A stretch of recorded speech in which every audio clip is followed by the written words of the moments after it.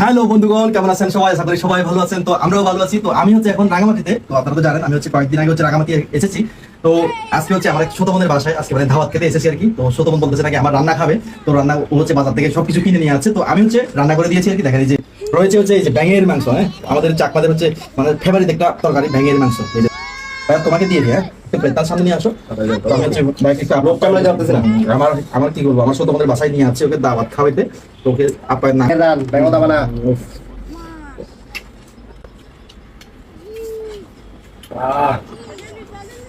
সেই সব হচ্ছে ব্যাঙের দাম না আর কি।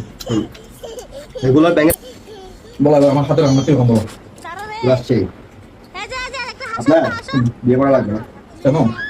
রান্না করতে মানুষ বিয়ে করে দেখলো রান্না খাবে বইয়ের হাতে রাতে তো সব কিছু রান্না করতে হয়। সেটা আর কি একটু দেখাও যাতে একটু আমাদের অডিয়েন্সের